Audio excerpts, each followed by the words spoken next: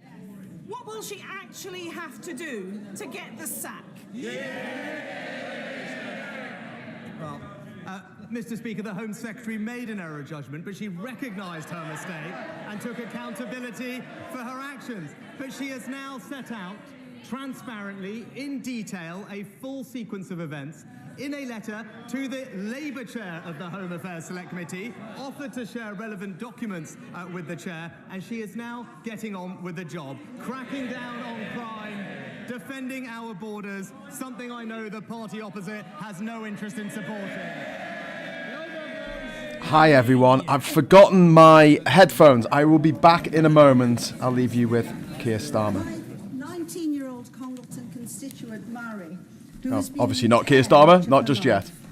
has worked long and hard by childminding and in other ways to save £3,600 to help support herself at university.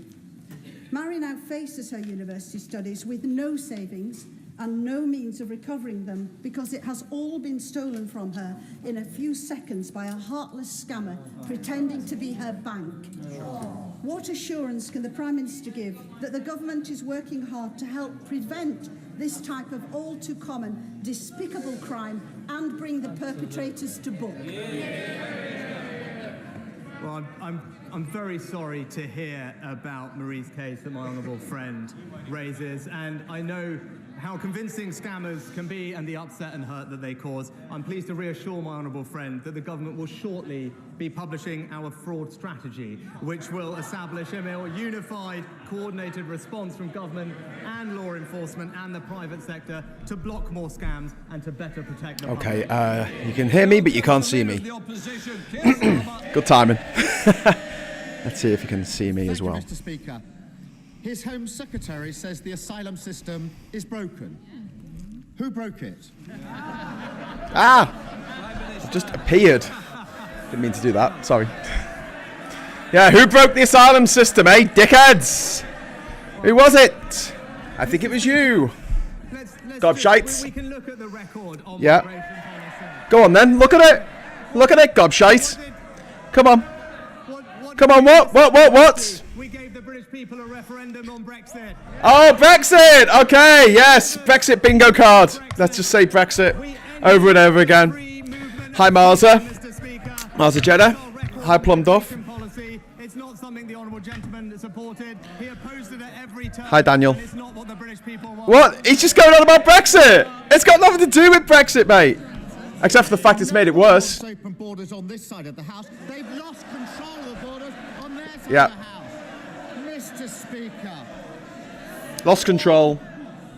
Lost control. Prime Ministers in 5 years. Scammers. Same old. He Yep, stands there and absolutely. tries to pass the blame. If Yeah. the asylum It's not my system is fault. broken, It's not my and fault. It's not been in power for 12 years. Yeah. How can it be anyone's fault but theirs? Exactly.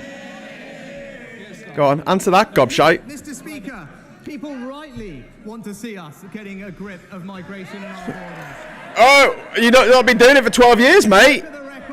Let's look at the record. Let's look at the record. 12 years. He voted against the Nationality and Borders Bill. What? He said he would scrap the Rwanda partnership. Yeah, of course, because it's inhumane and disgusting. You piece of shit. You fucking arsehole. You absolute cunt of the highest magnitude. You fucking dead cert. See you next Tuesday. Every single measure? What? What? What are you talking about? You absolute gobshite. We voted against it because we said it wouldn't work. Yeah, and it worked. Yeah, you were right. He says he's getting a grip, he's got a plan. So let's have a look at that plan. The Rwanda deal was launched in April. Yeah. It cost the taxpayer £140 million and rising. The Sweet number Jesus. of people deported to Rwanda is 0. Yeah, 0. Since then, 12 plus years. people have crossed the channel in 13 years next year. It's not working. Is it? Of oligarch MP. Yeah. This won't work. You didn't vote for these things that didn't work. Oh, what? What? Your dog's got a fucking poppy, mate, you lunatic. It's the guy whose dog has got a poppy. Fuck's sake. If the party opposite was in favour of higher or lower migration. It's that simple. The Home Secretary and I, when it comes to tackling on migration, reducing migration, What? we are on the same page. that party's policy, it's a blank page, Mr. Speaker. Hey, what? Mr. Speaker, blame others, Yeah. deflect, Yeah. attack on something else. So much the new age of accountability. Yeah. Of all the people who arrived in small boats last year, how many asylum claims have been processed? Prime Minister. Yeah. Mr. Speaker, we Yeah. do need... Go on, answer the question. Answer the question. Answer the question. Not enough. Answer the motherfucking question, gobshite. And that's what we're going to fix. But the honourable gentleman raises this question. What are we doing? Answer the question. Of processing of Answer the motherfucking question. 12 years of hell. Yeah, indeed. Answer the question. If he really was Answer the question. about fixing this problem, Go on. he would acknowledge that we do need to tackle the issue of people putting Spurious what? claims. Spurious claims. Repeated last-minute claims to frustrate Jesus, the process. Jesus, look at that front bench. They're not an impressed front bench. The Nationality and Borders Act, which deals with it. No, it doesn't. He said it wouldn't work, and it didn't work. You Obviously. can say that again. It's 4%. 4% Wow. of people arriving in small boats last year had their asylum claim processed. Wow. According to the bookies, the 4%. Home Secretary has a better chance of becoming the next Tory leader than she has of processing an asylum claim in a year. Wow. And he talks about numbers. Look at look glum faces on the other side. The number of asylum decisions that they used to. Yeah. That's why the system is broken. Yeah. 4,000 people at the Manston Air Force Base, massively overcrowded, all sorts of diseases breaking out. So, did the Home Secretary receive legal advice that she should move people out? Yes. Prime Minister. Yes. Mr. Speaker, the right honourable gentleman is very fond of reminding us that he used to be the former Director of Public Prosecutions. So Yeah. he knows the government's policy on commenting on legal advice. But what I can What? say is a significant Oh, action that can't the comment on government legal has advice. taken to Bullshit. fix the issue. Since September, Absolute 30 more bullshit. hotels with 4,500 new beds. It's a drop in the ocean, mate. Drop in the ocean. And indeed, increasing Absolutely the number of staff there by insane. almost a half, Mr. What's the Speaker. definition of These are insanity? significant Doing the same thing steps over and over again, that we are expecting a getting different grip of result. this system. But Yeah, this 12 is years! serious. You've had 12 years, you fucking twat! You absolute knob jockey! You absolute massive Because that's the right testicle! Here's Starmer. Mr. Speaker, he talks about my time as Director of Public Prosecutions. I prosecuted people smugglers. He can't Yeah. even get an asylum claim process. Yeah. Can't do shit. I think the answer Fucking useless you are, to the mate. question whether the Home Secretary received legal Watch your blood advice to pressure. move people out of Marsden is Suella yes. Braidman and E.T. He just hasn't got the guts to say it. Yeah. He did a grubby deal with her, putting her in Yeah. charge of Britain's security just so he could dodge an election. Yeah. She's broken the ministerial code, Yeah. lost control of a Yeah. refugee centre, Yeah. and put our security at risk. She has. She did get one thing right. She finally admitted that the Tories have broken the asylum system. Yeah. Criminal gangs running amok. Thousands Criminal crossing the gangs every running week. amok. Hardly any claims processed. Yeah. So why doesn't he get a proper Home Secretary, scrap the Rwanda gimmick, crack down on smuggling gangs, end Yep. the small boat crossings, speed up asylum claims, and agree an international deal on refugees? Start Yep. governing for once and get a grip. Yeah, get a grip. Mr. Speaker, Lindsay Hoyle is quite useless. Front rows. Can we just calm it down Oh, a little? can I we do calm it want to hear down? the replies. You're covering your mouth. It's not helpful to me or He's you. he's Come on, talking to Prime the Minister. Labour side now. Mr. Speaker, the right honourable gentleman rightly He's usually raised the telling off topic the of Tories. national security, because it is important. But this is the person who in 2019... Good to have you for a bit, Duke. BBC, and I quote, "I do think Jeremy Corbyn would make a great Prime Minister."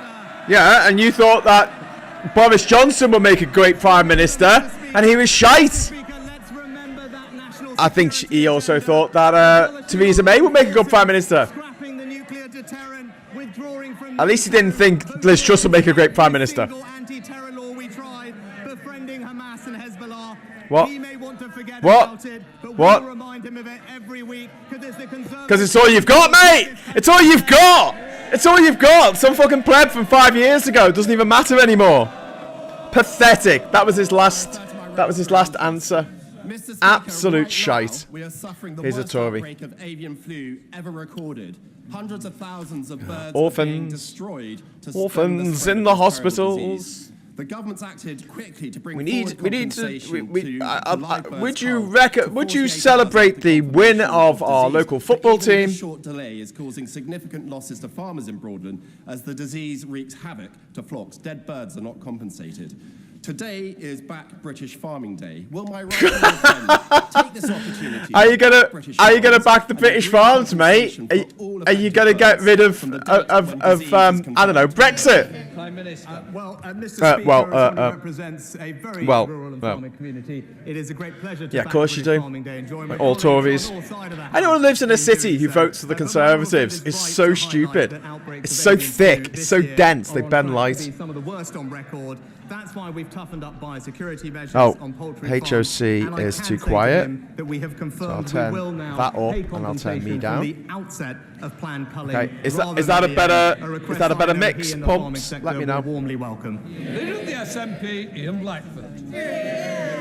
Thank you, Mr. Speaker. Is that better, Pumps? In May of this year, the new Prime Minister told this chamber, and I quote, "I can reassure the House that next year's benefits will be uprated by this September CPI, and the triple lock will apply for the state pension."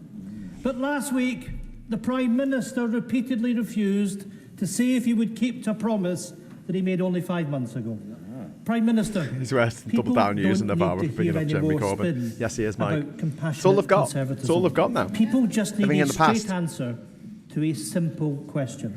Will he keep his promise and lift benefits and pensions in line with inflation? Minister. Well, Mr. Speaker, we do now have an excellent new Chancellor, and I'm looking forward to his autumn statement in a couple of weeks. It wouldn't be right to comment on individual policy measures before then, but I think everyone knows we do face a challenging economic outlook you go. and difficult decisions will need to be made. Just put the volume But up a what bit I would more. say is that we Let me will know. always, Let me know in the as chat, my that's track okay. record as Chancellor demonstrates, have fairness and compassion at the heart. Fairness, compassion. You're a fucking lizard, man. You don't know the meaning of the words. Fucking billionaire. Billionaire Prime Minister. He still won't give compassion, a straight answer compassion. to the most vulnerable that require support. The Prime Yeah, Minister yeah, keeps exactly. telling us that difficult decisions need to be made. Yeah. But austerity 2.0 isn't a difficult decision. It is what Excellent it new has Chancellor always been, Hunt. a Tory Hunt political a choice chant. to hit the poorest hardest. In the week that BP saw quarterly profits of £7.1 billion, why not take the easy decision to bring in a proper windfall tax? Yeah. Why not take the easy decision to reinstate the cap Yeah. on bankers' bonuses? Why Yeah. not take the easy decision Yeah. to scrap the non-dom tax avoidance? Yeah. And with Yeah. all that new revenue, why not stand up today and take the easiest decision of all, to protect those most in need and increase benefits and pensions in line with inflation? How about a general election? Mr. How about a general Speaker, election? The honourable gentleman raised the issue of North Sea, and this is a point of significant difference between My his volume. party and ours. Okay. As Chancellor, I introduced the new levy on oil and gas companies because I believe that was the right thing to do. But where we Right, will always I've differ taken- is I've we taken believe my that mic our North Sea down producers by do have an important role 15 to play decibels. in our transition Okay, to net let me know how zero. that works. They are an important source of transition fuels, and we will make sure that we support them to invest in really know what exploiting those resources for the British people. Mahindra. Thank you, Mr. Speaker. Can I firstly welcome the IPU delegation from Madagascar who are in today's viewing gallery. More locally, I'm delighted that next year Openreach will be rolling out ultra-fast broadband in Wigginton in my constituency. How exciting. But other rural areas of South West Hertfordshire, like Dudswell, are still in dire need of better Dire connectivity. need of better education. Can the Prime Minister update the House on the progress of the £5 billion Project Gigabit? Prime Minister. My honourable friend is absolutely right to recognise the role of broadband in providing levelling up opportunities across our economy. That's why we invested £5 billion in Project Gigabit, and now we have 71% of UK premises having access to this from just 5% when we came into office. I'm very pleased to tell my honourable friend that we will be launching a procurement to provide gigabit coverage for his area in the coming weeks. Thank you, Mr. Speaker. The Prime Minister will know that it's Scotland's energy resources that feed corporate profits and keep His Majesty's Treasury pumped full of cash to the tune of £8 billion in the last 9 months alone. In return, candidates in the summer Tory leadership contest tried to outdo each other in their contempt and hostility to Scotland's democracy.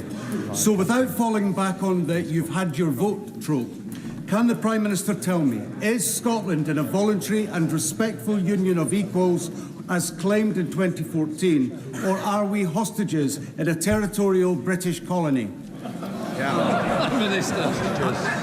Mr. Speaker, what people across Scotland rightly want to see is both their governments working constructively together to improve their lives. That's what we will do on this side of the House. And part of that is actually supporting Scottish energy producers, which he is right, have a vital role to play in enabling our transition to net zero and improving our energy security, and those Scottish companies will have our full support. Scott Benson. Thank you, Mr. Speaker.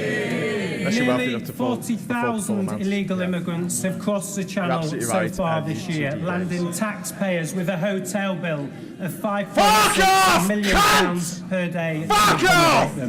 Is it any wonder that millions of people in this country are furious with the situation? Prime Minister, during the summer you set out a comprehensive 10-point plan to tackle this issue. Everybody on this side of the chamber wants you to succeed in this aim. When can we expect the firm action the British people are demanding? Well, Mr. Speaker, I know this issue is rightly a priority for my honourable friend. It's a priority for his constituents, and I can reassure them that it is a priority for me and this government too. Whether it's the Nationalities and Borders Act or the further measures we are planning to take, we will defend our borders, stop the illegal crossings, and ensure that there is fairness and compassion in our system. That is the way to restore trust, and that is what his constituents and the British people deserve. Jimmy Still. Here. Mr. Speaker, I have a constituent who is a supermarket worker. She's paid 4 weekly because she receives one double salary payment. There's 1 month of the year where she receives no universal credit. Normally, not an issue, Mr. Speaker. However, because universal credit is linked to the cost of living payment, now I'm being my told to turn constituency the... now no longer qualifies for the £320 that could see her through the very worst of a cold Highland winter. Okay, so I've turned What could the Prime Minister do? Parliament down, and I'm turning me up. In the cost of living support. Prime Minister. Mr. Speaker, what I can tell the honourable gentleman is we also provided discretionary funding, which was provided through Barnett to the Scottish Government, especially to deal with cases like the one that he raised. But we'd be very happy if he wants to write to us with the constituents' details to look into it. But discretionary funding was made available, especially for cases like that. I fucking hate Blackpool. Fucking hate it. Shithole. You just had to go there as a kid because it's up the road from Liverpool. I was visited at one of my surgeries in Broxtowe by my constituent, Aaron Horsey. In his arms was his 3-week-old newborn baby, Tim. Aaron's wife, Bernadette, tragically passed away whilst giving birth to Tim.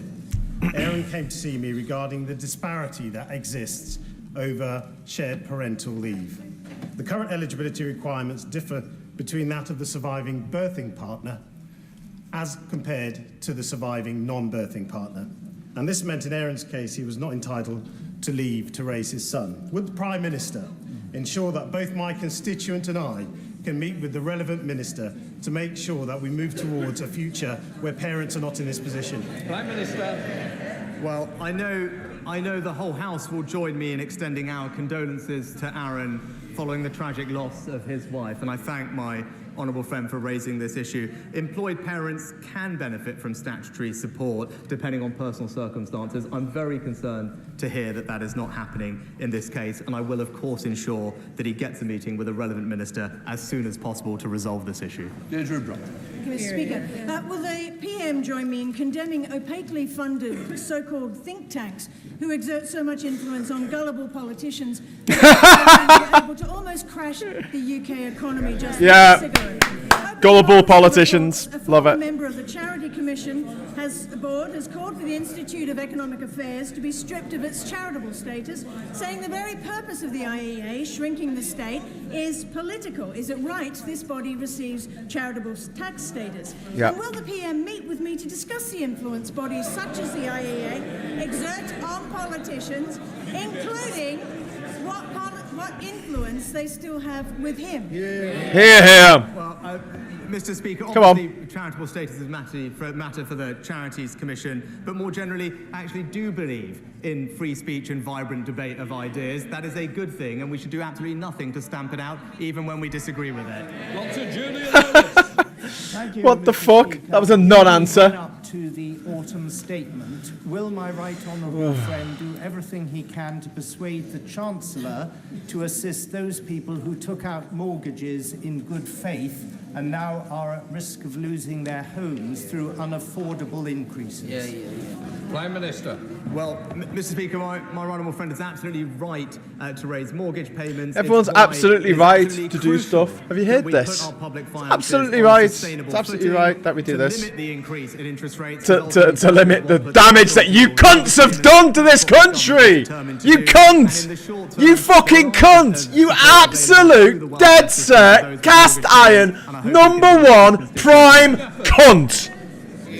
Thank you, Mr. Speaker. Given the continued Russian invasion and the now illegal annexation of parts of Ukraine, will the Prime Minister recommit his government to pursuing the full and proper accountability, including through the International Criminal Court, of those who violate international law in territories that they occupy? And in particular, will he pursue the rigorous application of the 4th Geneva Convention in terms of the treatment of civilian populations in militarily occupied areas? The honourable gentleman for his question, which is absolutely right. I can confirm. Okay, Cannell. we will continue with the policy I've put that the previous government I put put in the place, mic down and I another think it's something we can be proud of, that 3 we decibels. provided, I think the earliest I've actually taken it back to what it was. evidence to put cases together for future prosecutions at the ICC. We will continue to gather. Can I turn the House of Commons up a bit? Because he's absolutely right. What we are hearing is abhorrent. It's wrong. Okay. And those who are conducting these things. I've must put be me held to down account. 3 decibels, and I've put the House of Commons up 3 My right decibels. honourable friend and I both represent How's that? rural constituencies, and he will know the difficulty in securing. Oh both God, NHS rural fucking! I don't give a fuck and about your GPs rural in fucking rural areas. constituencies. We No on one this lives side there. of the House know that the financial decisions that he and the Chancellor are going to be taking are going to be tough. Notwithstanding that, can I urge him to ensure that as many This guy's initiatives surname as is possible Whore. can be supported and put in place in order to make sure that GPs and dentists know that working in rural areas is an attractive place and to encourage their recruitment and retention? Prime Minister. My honourable friend is absolutely right about the importance of healthcare provision in rural areas, which our constituents feel acutely because of the distances they have Sounds to travel. good, Graham. Thank you, And Just as Me my videos. assurance, we will continue to prioritise both dentistry and Sir Michael GP take in the recruitment to chamber. make sure that Yes, everyone he in the is, country fat has gammon. access to the primary healthcare that they need and deserve. Chris Black. He was quoted this week in the Daily Mail. Yay, Chris Bryant! Come on. I'm not going to be bullied into silence by anybody in this house. Yes.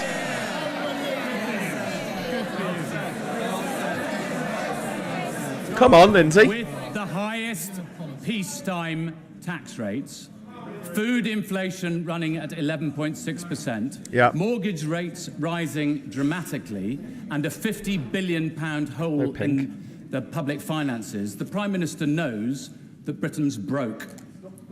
What is it about the 12 years of Tory rule and 5 years of him as a minister that has made such a mess of Britain? Yeah! Absolute fucking mess, mate. Speaker, when it comes to the economy, Go on. the honourable Absolute. gentleman just failed to mention the single biggest cause of the challenges that we face. Brexit! It's Brexit! which is absolutely the aftermath of a global pandemic. No, it's Brexit! Supply chains across the world and an illegal war being conducted by Putin, It's actually which is leading Brexit. to high energy prices. It's These are the Brexit. root cause of the challenges we are facing. The challenges we are facing are global in nature. That they are particularly in this country. We will, of course, do what we always do on this side of the house. I'll make things worse for everyone! In last summer's heatwave, people across Essex It'd be great if we had one of these in witnessed terrible Parliament. fires. And last month in Ethiopia, I witnessed the horrific climate change-driven drought that is forcing millions of people across the Horn of Africa to the brink of famine. I've discussed climate change with my right honourable friend. I know he It's the rest of the world's cares, fault, and yeah. it's great that he's going to Don't show know why us no shape. other country's suffering But as much as we the are. UK brought the world to Glasgow for COP26. It's vital that we remain world leaders on climate change. So please confirm Rishi this Sunak's government changed his mind will fulfil the and he's promises actually that going to we, go. the UK, made He's actually going to in go. Glasgow. He said he wasn't, but then he U-turned again, because that's all these fuckers do. In us championing the fight against climate Fuck change. off! And I agree with her. There is Fuck no off! long-term prosperity without action on climate change, and there is no What? energy security without What? investment in What? renewables. That's why Really? I will That's attend why you've COP27 banned next week. onshore wind farms? Is that why you keep propping up fossil fuel companies, you cunt? You irredeemable cunt! You're destroying the fucking planet! You already destroyed our fucking country! Now you're trying to move on to the entire fucking world! Gobshite! Boasting to friends, Doesn't give a being fuck. help divert money away from deprived areas like Coventry towards wealthy areas. Staff of Yeah. Coventry's hospital are still paying £600 a year to Ooh, park she's at work. fucked off. So when will Yeah. the Prime Minister stop hammering working people in my community? Yes! You fucking tell him! You tell him! Mr. Speaker, I think the Honourable Lady was asking about car parking in NHS hospitals, if I'm understood her rightly. We did introduce temporary free car parking Temporary, during the pandemic. temporary. That was the right thing to do. That was the right thing to do, and now we took it away, because that's the right thing to do, apparently. Have implemented What? a free parking manifesto commitment for those in the greatest need, including Those in the greatest need? hard-working NHS staff who work. Oh, really? Oh, there's a manifesto commitment. Oh, good. Is that going to happen anytime Will soon? the Prime Minister Cunt. recognise with all members of the House the important role that farmers take and recognise that public money for public good means producing food in this country? But could he also recognise the value that our trade deals are doing in allowing us Trade to deals. export our high-quality What produce fucking around the world? trade deals, In you particular, the fucking Australia dick? Agreement, where a member of this Australia! House will be able to enjoy a certain delicate cut in his bush. What are the fucking... What is this? The Oxford fucking debating union, you stupid cunt! What the fuck are you joking about? It's fucking serious! We've got no energy security, we've got no food security, we've got no financial security because of these cunts in government! Cunts! Cunts! Cunts! All of them! Cunts! Trade deals, they open up new markets and new Trade deals! Trade deals with Australia on the other side of the fucking world! 0.08% of our GDP over fucking 13 years! Fuck off! Prime Minister from Yorkshire for a very long time. Fucking cunt. And I'm trying to be kind to him this morning. Why? Don't be kind to him. The fact that since he resigned as Chancellor of the Exchequer on the 5th of July, we've had the most turbulent economic and political disaster in our country than any of us can remember. And when he reflects on that, will he also think why, when he was the Chancellor of the Exchequer, he did not help ordinary working people as well as he could? Yep. Yep. Yeah, he's right. Can he now take the opportunity to tax the non-DOMs, who are 70,000 of them, that are getting away with avoiding tax? And will he bring in a tax on windfall profits on the gas and oil industry? Prime Minister. Yep. Mr. Speaker, I'm very proud of my record as Chancellor in this country. Really? And maybe the Honourable Gentleman could talk. Is that why our growth is in the fucking negatives? Maybe he could talk to the. Is that why our economy was 90% of Germany's a few years ago, and it's now 70% of Germany's? Oh, you helped the most vulnerable. Bullshit! You killed the most vulnerable, you fucking murderer! 10 autistic adults currently in employment. it's clear that much more needs to be done to realise their potential. Will my right honourable friend work with me to make sure that business and industry help close that alarming employment gap? Well, I know this is an area that my right honourable friend rightly champions and knows an enormous amount about. I look forward to working with him closely to get his recommendations on how we and industry can improve the lives of those who need our help. Sarah Jones. Thank you, Mr. Speaker. The Leader of the Opposition asked the Prime Minister who broke the asylum system. He dodged the question. Yeah. The truth, Mr. Speaker, is that Thanks, the backlog Richard. is now so great, decision-making so collapsed, and returns so low at a tenth of what they used to be. Cunt! Criminal gangs have a business model to die for. Whose fault is that? Yeah, all yours. All your fucking fault. All your fault, you mountain of mad flesh. You fucking endless and irredeemable liar. You cheat. You con artist. You cunt. Oh, fuck off. What? Illegally? You can't come here illegally, you stupid cunt. Stop lying. Realise that we have to stop illegal migration. There is no such thing, you stupid bastard! If you come here in any form of transportation and claim asylum, it's not illegal! You twat!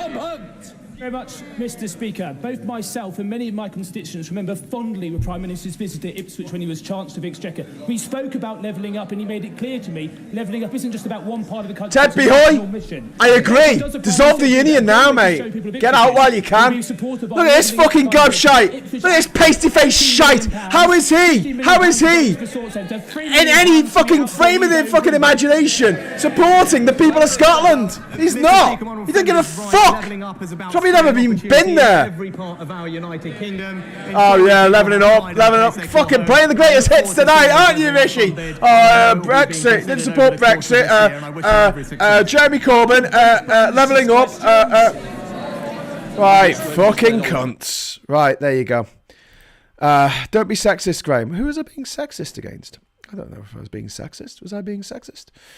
If I was, I apologise profusely. As is my want. Hi everyone, how you doing? Sorry, it was a bit mad at the beginning there, wasn't it? Because I wasn't actually appearing on the screen, but I'm here now, and I'm going to go really big. Hello everyone. I've got really big. I used to be really small in the corner, and now I'm really big. I'm just going to get rid of that background and change it to that, and pop them out my ears. Don't need them anymore. Would be good if I could actually hear myself. Do you know what I mean? So I could see what level my volume was at. That would be top notch. Okay, so hello, and just let me get rid of. I just need to get rid of the BBC here. Just get rid of that. Bloody hell. Right, sorry as well, at the beginning of the broadcast, I do realise now that not only am I looking very dark today, like this is actually a blue top, it's not actually black. It's a bit of a British passport thing going on there, isn't it? But yeah, the other thing is that the actual quality of my video at the start there was going out at just 400k per second, and I've now knocked it up to about 1795. Okay, so that should be better. I'm sorry that sometimes I think I've got everything set up in time for 12 o'clock, and then one thing goes wrong at the last moment, and I'm like, shit, and I have to get it sorted out. So if you would be so kind as just bear with me for a moment. I've just got a couple of things to do on my laptop here. My laptop that wasn't even bloody working yesterday. It wasn't even bloody working. It was a nightmare. It was a nightmare, I tell you. A nightmare. Right, there you go. Right, so that's giving me a little bit of headroom because my hat was getting cut off at the top there. Right, okay, I look like I'm in Parliament now. Even look, see, my hands are getting cut off. Get your hands in here. Fee 5 faux form, I smell Tory scum. I like that from Just Me and Vid. How you doing, mate? We've got Plum Duff there. We've got Chatty Rat. Travelling by GB by boat is illegal. Then I've broken the law many times. Exactly, Chatty Rat. Charlie Nelson's there as well. Number 3, how can so many people be so delusional for so long? I don't know. It's isn't it there's a, what what is it? The sunk fallacy cost, isn't it? Sunk cost fallacy, which is that you've spent so much gambling on this thing, so much betting on this thing, that you think, well, I've put so much money into it now, I may as well put more money into it because I don't know. It's a fallacy. It's a logical fallacy. And people, gamblers, get sucked into. And, you know, gambling is not what a lot of people might think it is.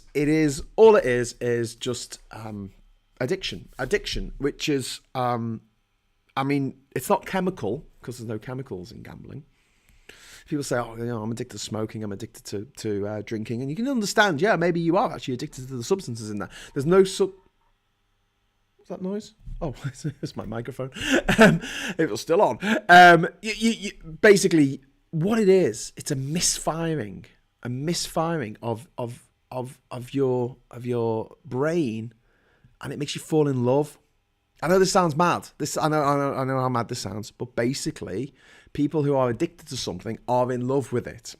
So every time they get a hit of it, whether it is gambling or maybe it's sex or maybe it's drugs or maybe it's rock and roll, I don't know, whatever it is, you get a healthy dose of dopamine, right? The chemicals in your brain. Your brain's not a very good chemist, you know?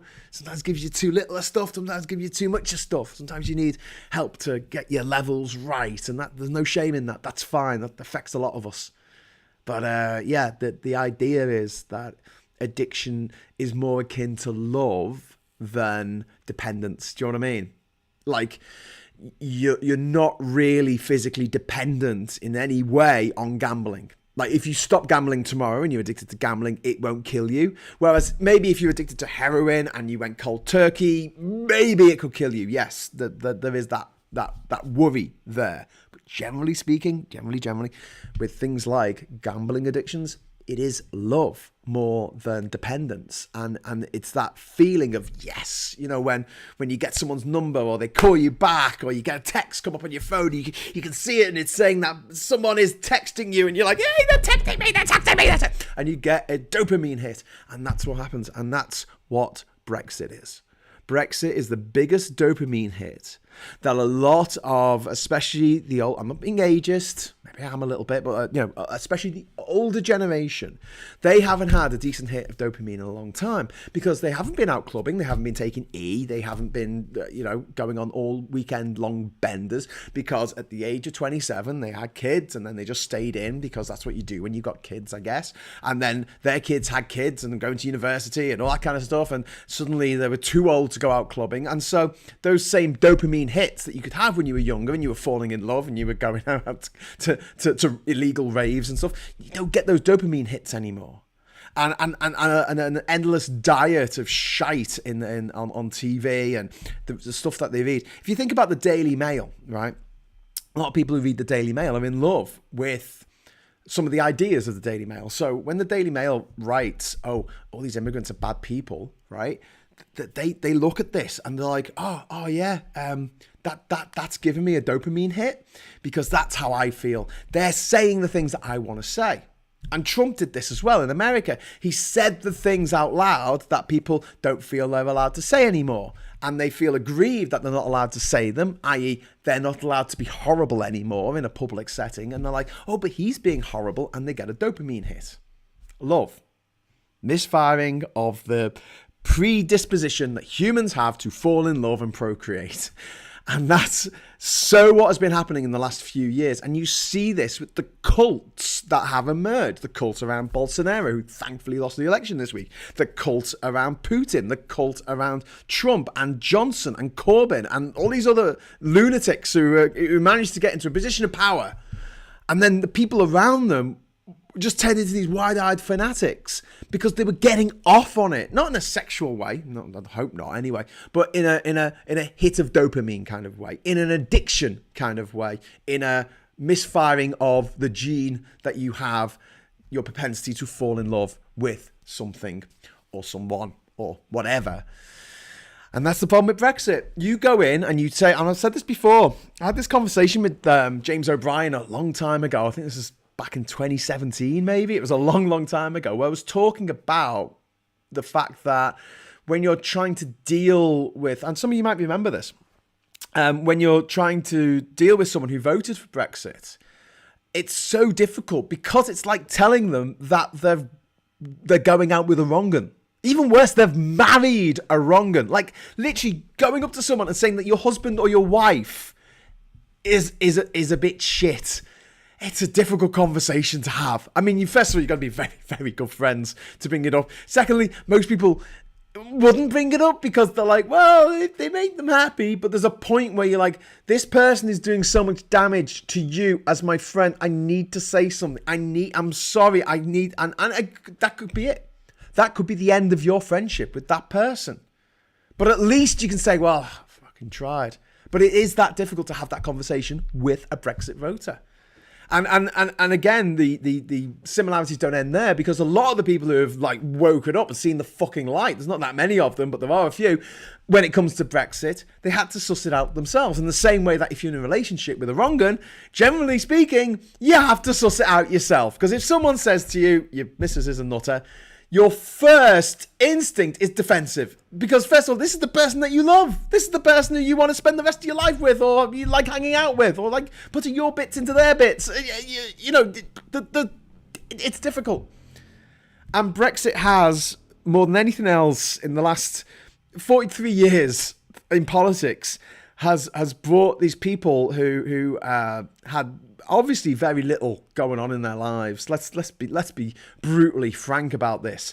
And they managed to fixate on one thing, and that fixation was this: we can tell all the foreigners to fuck off. That's what I've always wanted to do. I've wanted to go up to all the people with different coloured skin and people with different accents and tell them to fuck off, because I was born here and I'm white, and that's all I've got going for me. That's literally all I have. I've not achieved anything. I've not made anyone happy.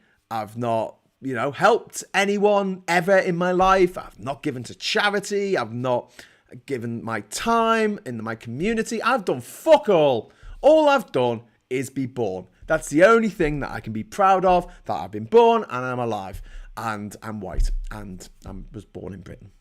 And it's pathetic. It's absolutely pathetic. But here we are. And that's why I call Brexit a crime of passion. It really is. But it is the crime of the century. It is the crime of the motherfucking century, Brexit. And it has made you poorer. It's made me poorer. It's made everyone we fucking know poorer.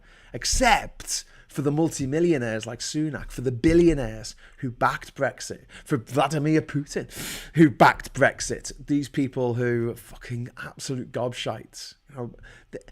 Vladimir Putin is a wanted war criminal, guys. A wanted war criminal. I mean, for fuck's sake. Come on. Anyway, Alexis, thank you very much for the super chats. I've also got Just Me and Vids doing well, doing some gardening later before it rains the rest of the week. Oh, God, that doesn't sound good. I'm addicted to fruit machines for 20 years. It's not the winning, it's the almost winning that really gets you. Yeah, I can understand that. I can understand it. Everyone's chat is coming up twice in the chat. I don't know why it's doing that. That's really fucking annoying. Stop doing that. Restream, you idiot. Why are you making all the messages come up twice? That makes it difficult for me to see the messages, which isn't fun. Right, I'm going to keep going till the midpoint hour. I'm going to just go into my YouTube here so I can pull up the actual comments, because it's a bit difficult if I've got the feed coming in from the BBC and I've got the video of me going out. Yeah, doubles echo. I'm just having a look at it now, and it just looks like the quality ain't that great. Oh God, it's only 360. That's the highest it goes to. I'm really sorry about that, guys. That's because when I was broadcasting from the island last week, the quality was absolutely shocking. So, yeah, daily doubles. The clones are after you, Graham. Yes, they are. Sunak, Braverman and Patel all pulling up the ladder, says Chatty Rat. Yeah, kicking away the ladder. And that is, I mean, it makes it even more disgraceful, I think. It's like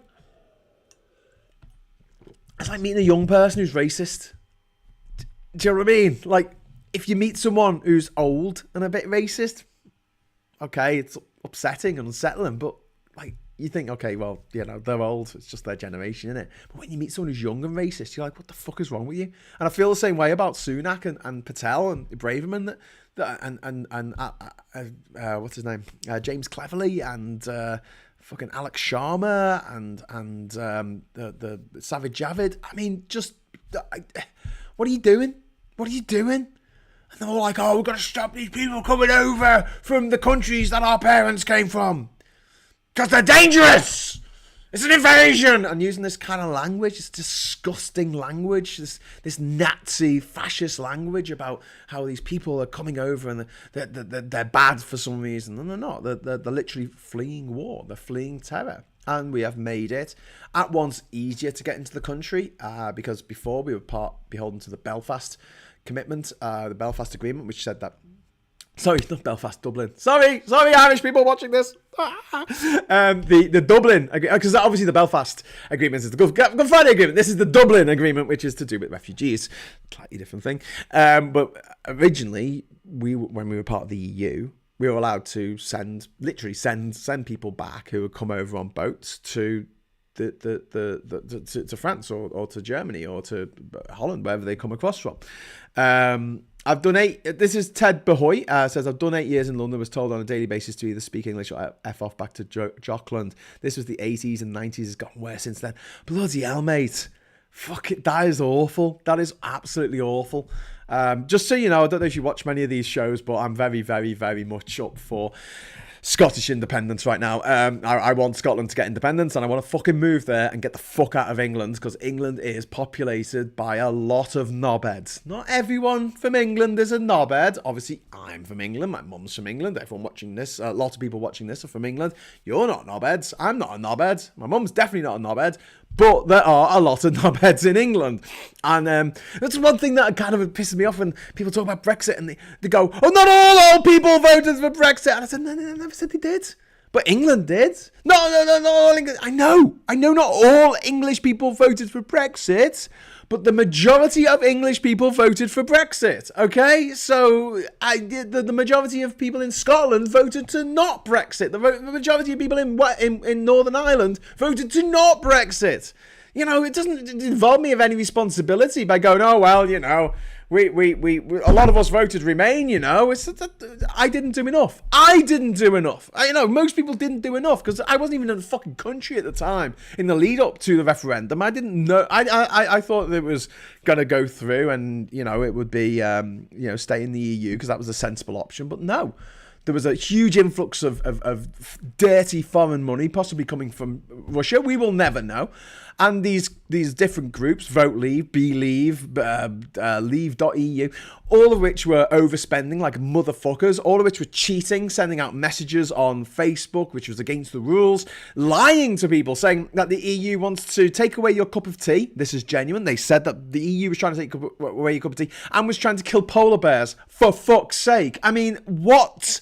But yeah, more English people were taken in by that than Scottish people proportionately. All right, and I have to take responsibility for that. It's no good me saying, well, at the time I was under 40 and under 40s voted to stay in. At the time I was from Liverpool and people in Liverpool voted. It doesn't matter. It doesn't fucking matter.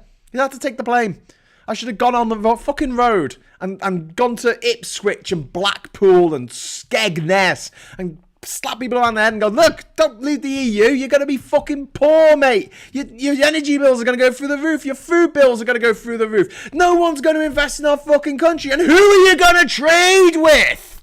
That's my big one. Because as many of you know, I've been to every country in the motherfucking world. So I'm going to pull rank on this when people say, oh, yeah, amazing trade deals. Oh, amazing. There are 6 countries outside the EU that are worth getting trade deals with. 6! That is it! And one of them's America. We're not getting that. Fuck it. We're not getting a trade deal with America. Do you know why? Do you know why we're not getting a trade deal with America? Because its economy is 10 times bigger than us. You fucking idiots. Not you people watching this. I'm just talking about the people of England. Especially. But, you know, people in Britain generally. Just people generally. Idiots. I'm talking to the fucking idiots. 6 countries that are not in Europe that are worth getting trade deals with. And if you add up those 5, because forget about America. You add up those 5, you've got what?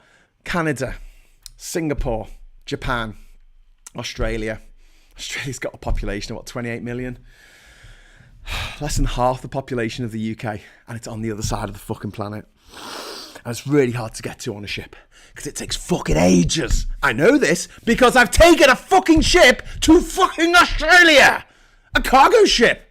No less. And before anyone goes, oh, but what about invisible goods, Graham? What about data? What about sharing commodities and not non-physical commodities? What about finance, Graham? Yeah, the problem with that, knobheads, is if you have a deal with someone, you have to have agreements, you have to have meetings, right?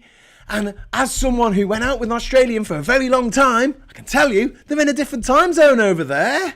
They're in a different time zone. Which means that if you want to talk to them in your office hours, it's out of office hours for them. If they want to talk to you in their office hours, it's like 2 in the fucking morning over here. So yeah, get on your computer, open your laptop, have your fucking business meeting with someone in a time zone 10 hours shifted from what we are. Oh, come on. Seriously? We're going to do this? This is what... Fuck me sideways. Kicking away the ladder and telling you that it is to help you by teaching you to be self-reliant. Ernie, absolutely, that's what they do. Just me and Vid saying sorry to hear that to Ted. Yeah, condolences that you had to go through that. Can I also back that up? I think that's fucking disgusting that people said that to you. I'm not just saying this because I'm slightly in love with Scotland. I just can't believe that people would be that negative to people from other parts of our country. But then again, I shouldn't be surprised, because as a Scouser, sometimes when I'm out and people start making jokes about Scousers, I'm like, well, I can make jokes about Scousers because I'm a fucking Scouser. You fucking can't, all right? It's just one of those things, all right? But I haven't suffered the indignity of having someone tell me to fuck off back where I came from, up north. I've not had that in my life. So, all I can do is empathise and just go, fucking, that's disgusting. It's absolutely disgusting. People with that attitude. And yeah, Scotland would be, as things stand, right? And I can't predict the future, all right? Well, kind of bit, but, generally speaking, can't predict the future with 100% accuracy. At the moment, the best course of action for Scotland would be independence. That's it. Just financially, socially, economically, governmentally, it would be the best option, because then it can rejoin the EU and rejoin the single market and won't have to be pissing around trying to put trade deals together with the likes of Papua New Guinea and Burundi and Bhutan. I mean, what the fuck? Seriously? We're gonna, getting a trade delegation to go to Bhutan would cost more than the entire trade that we would do with Bhutan over the next 10 years.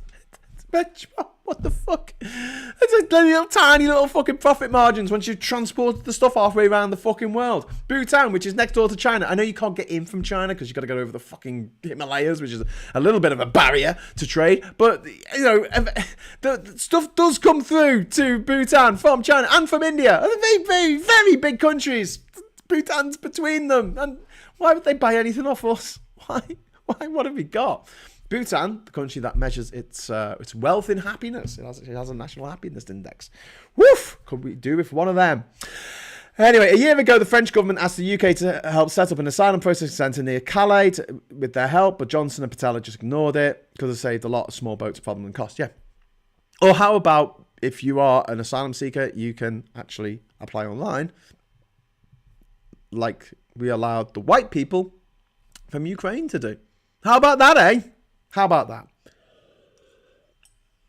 Tom Donovan says, I know Norway got almost everything they wanted with the UK-Norway deal. Indeed. Well, the deal that we had with the deal that we got with Japan was a rehash of the EU deal with Japan, only way more in favour of Japan than the UK, because we just needed that win. Liz Truss just needed her Instagram fucking picture, yeah, take a picture, take a selfie in front of a cherry blossom tree. I'm in Japan, yay! Here you go, sign this. Oh, right then. Not my money, I don't give a fuck. It's all a flat earth, no problem, says number 3. Why is it so many people are afraid to admit they were wrong? That's a good question, Shazek32. It's difficult though, isn't it? No one likes admitting they were wrong. I was making a joke this morning about the 3 most beautiful words in the English language. You were right. But yeah, it's rare that people manage to reel their ego in for a moment and go, yeah, fucked up there. Yeah, totally fucked that up. I'm trying to think of things I fucked up. Well, look, you know, I've changed my mind on a bunch of things. I've changed my mind on PR. I've changed my mind on schools, private schools. I didn't really have an opinion on them before. Now I think they should all be shut down, burnt down. If I'm feeling charitable, I might let the children out first. Changed my mind on UBI, Universal Basic Income. I remember clearly one of my friends telling me about, you know, this way to solve a lot of the problems that we face in society today. And I kind of scoffed. I kind of went, how would you pay for that? Which is a typical thing that idiots do. And yeah, I've got to say, he taught me that. And so I changed my mind on it. So I have been wrong in the past. I'm happy to admit that I was wrong. But when it comes to Brexit, I'm 100% fucking right. And, you know, it's not like I didn't do my fucking homework with Brexit. I mean, I actually got off my arse and travelled, went around the country, spoke to Welsh sheep farmers. I spoke to people down in Bath. Went down to Bournemouth, Bristol, sorry, went to London, spoke to MPs, spoke to MEPs, spoke to Lords, went to Europe, continental Europe, and I spoke to people who worked holiday shifts in Chamonix in France. I went to speak with representatives of the government in Gibraltar to find out what was going to happen there. I went to Belfast. I actually met one of the people who drafted the Good Friday Agreement. One of the people who actually drafted it. We had a conversation with him. And ultimately, you know, we went to the fucking WTO. We went to the World Trade Organization in Geneva. You know, I've got to pinch myself this actually fucking happened. And we sat down with 2 of the most important fucking people in the WTO, and they both said, you're fucked, mate. Your country's fucked. And they gave this analogy about going down the Autobahn at 200 miles an hour. And all the cars are like, you know, all the cars are different countries. And the economies of each country, and all going at 200 miles an hour. And then for no fucking reason, Britain just puts itself into first gear. Just like that, into first gear. And that's it. The engine fucking explodes. I mean, you might be able to get back up to 200 miles an hour, but it's going to take a while. And by then, the other cars are going to be in the fucking horizon. And what do you see now? What do you see now? You see the fact that our economy is 70% that of Germany's. In 2016, we were 90% that of Germany's. All that wealth, all that money, all that security, because that's what money is at the end of the day. Money doesn't bring you happiness. Money doesn't bring fucking love. It doesn't. All it does is bring. It brings a feeling of security. And the Tories, the bastard fucking Tories, have taken that feeling of security away for millions of people in this country. Millions. And not just people who are already on the poverty line, who are even more in trouble than they were before. We're talking about hundreds, thousands, maybe millions of working and middle class families who are now having to choose between heating and eating, who are now having to go to a food bank, even though they're working a full-time job, maybe 2 full-time jobs, just to try and keep the fucking lights on. This is Tory Britain in 2022. And every time this is brought up to them, what do they say? It's not our fault. The big boys came. It's because of Labour. They didn't vote with us to do that thing that we wanted to do. You got an 80-seat majority, knobheads. No, but they didn't vote with us. They're the opposition, you fucking arses. Why would they vote with you? They are Her Majesty's loyal opposition. They are there to oppose you. That is their entire raison fucking d'etre, you cunts. Oh, but why don't they vote with us? Because they're not the Tory party. They're the fucking Labour Party, the SNP, and the Lib Dems, and the Greens, and Plaid Cymru, and every other fucking party that hates your fucking guts. They said it wouldn't work, so they didn't vote for it, and fuck me sideways. Guess what? It didn't fucking work. Shock horror. Oh, why won't you support us? Anyway, right, I'm going to head off now because it is 1 o'clock. But before I go, I'm just going to say a big hello to Ted and Don Donovan. And number 3, and She Exec, and Ernie, and Chatty Rat. Ernie Burns, the first step to wisdom is humility. If you cannot admit to being wrong, you can never learn. God, Ernie, he's so good. He's so good. You're really good at this. Ernie, putting in really good bon mots. Bon mots. I don't know that's how you pronounce it. Ernie says, I think it's telling that people, when they get themselves wrong, they say, tell a lie and then correct themselves. People prefer to be liars than wrong. That's it, yeah. It's a funny turn of phrase, that, isn't it? Ooh, tell a lie. Requiring Ukrainian refugees to apply for visas is a barrier in itself. UK population 67 million, has taken in 100,000 compared with 50,000 Ukrainians in Ireland, with a much smaller population. Yeah, Chatty Rat, you're right. And, all things being equal, that system is shit, and the fact that Ukrainians couldn't come here, like they could go to nearly every other country in Europe and then apply for asylum once they were here legally in the country, drove me mad. And obviously anyone watching our travels over to the Ukrainian border earlier in the year would sympathise with that. England should have at least 10 parties all vying for 10-15% of the vote. It's how normal countries do it, says 10. Yeah. Chatty Rat, Northern Ireland has to stay in the EU single market, otherwise it loses 30% of its frictionless external sales. Well, yeah, absolutely. So when they talk about the Northern Ireland Protocol, it's just meaningless. It's just like, there's nothing you can do about it, mate. It's the way it's got to be. And actually, it's a pretty good thing for Northern Ireland. It's not so good for Great Britain, because we have trade barriers to a part of our own country. Great Britain is in the island of Great Britain, which is separate to the island of Ireland, which I have to explain to a lot of people a lot of the times. God, geography is not taught very well in our schools at all. And that was history, to be honest with you.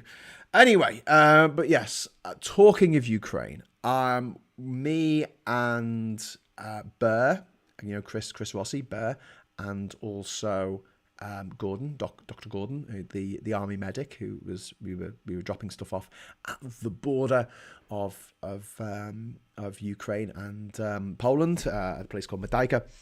We are planning to do a run back to Ukraine later in this month or maybe early next month, and we're going to be taking toys for the kids in the orphanages for Christmas. So I haven't launched it yet, but you're just getting the heads up before we do it. But yeah, we are going to be looking for donations, and obviously the whole thing is going to be live streamed, so you can actually see what we're doing. And we're actually going to be taking the stuff all the way into Ukraine. I don't know if I will be going into Ukraine because I don't know if I can afford the insurance, but we will be getting the stuff to children who, some of them were orphaned before the war, some of them are now orphaned as a result of Putin's actions, his horrific attack on the Ukrainian people. And it's going to be a bit of a shitty Christmas in Ukraine. I know it's going to be a shitty Christmas here as well, and I appreciate that. And this is no thing to say, oh, you have to give us money to be able to do this. So I understand, charity begins at home, and basically there's a lot of people in the UK right now who are really, really suffering themselves. But just getting some Christmas gifts, wrapping them up, putting them in a van and taking them to some of the orphanages around Kyiv and Lviv would be really, really, really a nice thing to do, I think. And so that's what we're planning on doing, a bit of a trip. And also, Bear, have you seen him? He's got a white beard. Do you know what I mean? He doesn't even need to put a fake beard on, and he is Santa. So we're going to have massive biker Santa going to Ukraine with a van full of presents for the children over there.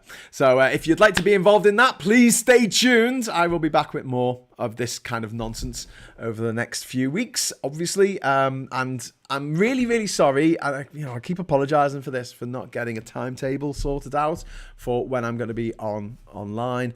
But I might do a show tonight, actually. So look out for it. I might pop up at about 9 or 10 o'clock tonight to do a quick show about what's been going on in the last couple of weeks. I'll talk a little bit about Ginger Island. I'll talk about Rishi Sunak becoming Prime Minister, which happened while I was on Ginger Island last week. And we'll get through some things together. It's like therapy. And it's nice to know that there are people, thank you for leaving the lovely comments here. It's nice to know there are people who think along the same way that I do in this situation. And yeah, it's nice, it's refreshing. It's good to know I'm not the only one who feels this way about the fucking Tories and about the absolute critical need to get rid of these motherfuckers out of the corridors of power as quickly as humanly possible. So, David Falconer, thank you very much for the 38 Hong Kong dollars. If I encounter a person for the first time, assume I can learn something profound rather than educate them. That's a good way of approaching things, I think, David. Absolutely. One of the things that I learned when I was traveling was a proverb which I first heard in Iran. I don't know if it is a Persian proverb, but I just first heard it there. And it was that you should always be good to strangers because one day you might be the stranger. And I like that. I like that attitude. And if everyone had that attitude, I think the world would be a much better place. Don Donovan, every time Graham screams about the Tories, Scotland moves 2 inches closer. Hey, listen, mate. It is 24 hours hike from my house here in Durham. It is 24 hours hike, and I've plotted it out. I have plotted it out. And if necessary, I will be filling my backpack and I'm just going to start walking. And I will walk 500 miles, and I will walk 500 more and end up in Scotland.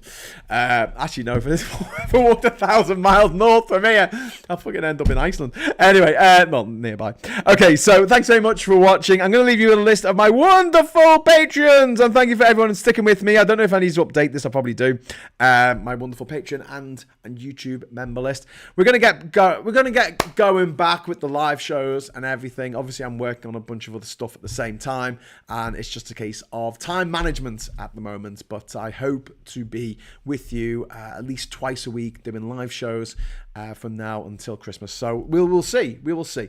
Thanks to Just Me in Videos, just saying stay safe. So thank you for watching. Thanks for all my super chats. Thanks to all of my subscribers and my patrons. You are all absolutely amazing, and I love every single one of you. And I will see you soon. And until then, I'll say hello, good evening, welcome, and goodbye.